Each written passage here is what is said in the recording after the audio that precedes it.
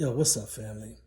Um, I literally have been in awe as I'm watching CNN and MSNBC and various news outlets about this, what they're now calling an insurrection of the Capitol building on September 6th, the day when they were supposed to ceremonially, you know, confirm all of the various electoral college votes and stuff like this.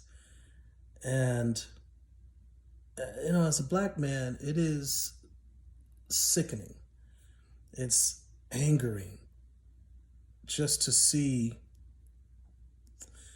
the double standards and the reiteration of what this nation stands for, to see it played out right in front of our eyes. So you see hundreds and hundreds of Trump followers, primarily white, like 99.9% white, go to Washington at Trump's command. They, at Trump's command, go to the Capitol building, and with, flowery language, he's talking about, you got to fight, you got to stand up, so on and so forth, knowing that this was just a powder keg waiting to explode.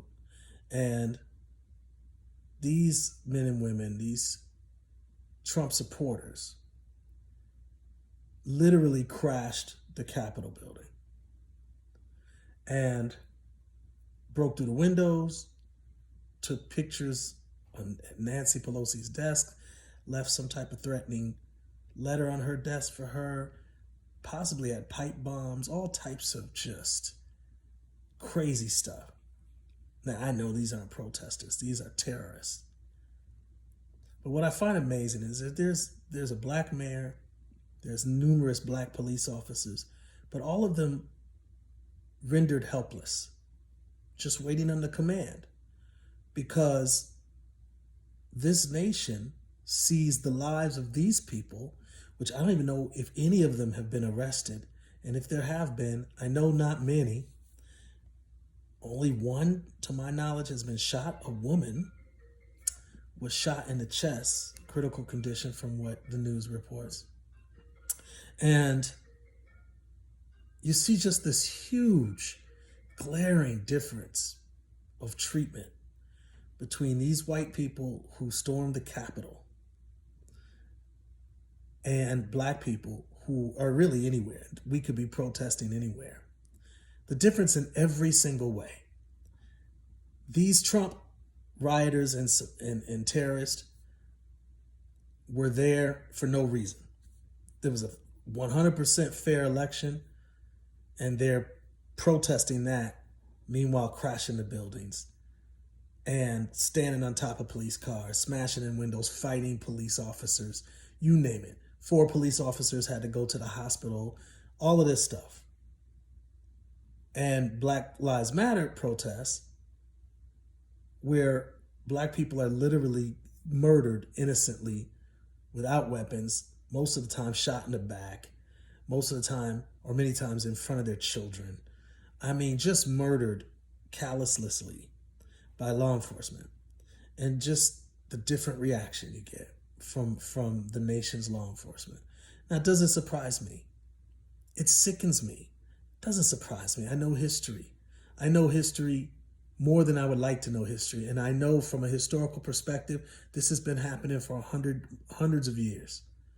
But that doesn't make me, as an American citizen who pays taxes, who've lived here, raised my children here, I've started a career here, met my wife here. I'm an American citizen, and it just disheartens so many of us to see such a raw display of how white people treat other white people, and their lives are valued. Like I said, I don't even know how many people have been arrested, if any.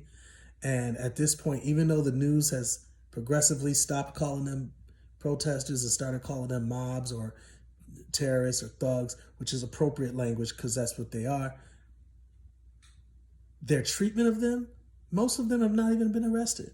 Most of these people will go back to my neighborhood. I live in a country neighborhood. Most of these people come from neighborhoods like mine. Their sense of entitlement, their sense of this is my country, not our country, my country, and I do what the hell I want to do. I go where the hell I want to go. And what's worse, it's one thing to have that hubris in your mind and in your heart. What's worse is that the law enforcement and the system supports that thinking. It leaves me as a black man feeling almost as helpless as many of my ancestors felt. And I know they fought and many of them died for us not to have to feel this same sense of America doesn't have our back. They got their back. They don't have our back. I would hope that they pull President Trump out of the White House and arrest him for treason and arrest his minions and all the various Republicans and supporters of him that are supporting this nonsense. I hope that these terrorists will get charged with the full extent of the law and that they're all on camera. There's pictures of them. There's Getty images of these people in various offices throughout the Capitol building. I hope that our nation will do what it's supposed to do and do what it would do if any other group of people broke into the Capitol building this way. It's just buck wild, man. The duplicity of this nation and the duplicity that we all have to live in order to try to be in this nation. I've said often, man, I would leave this country in a heartbeat. And I have a few responsibilities that I must take care of right here. I don't live on my own accord. I have responsibilities to my children, to my parents who are in their 80s, and I can't just up and leave. But I would have, man. If I was on my own and if I didn't feel the weight of that responsibility, I'd have been gone. Depressing, enraging. I don't even know what to say. And I watch some of the newscasters, and hats off to CNN. I think they're doing a great job covering it.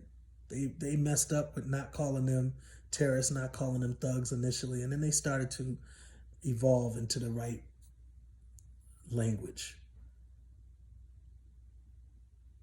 But I see some of these news people, especially the Republicans, man, and they're still saying, I understand why they're angry. What the hell are you angry about? You lost an election. People that voted Democrat just lost an election 4 years ago. We were angry too, but none of us did this. Anyway, it's crazy, dude. A day in the life of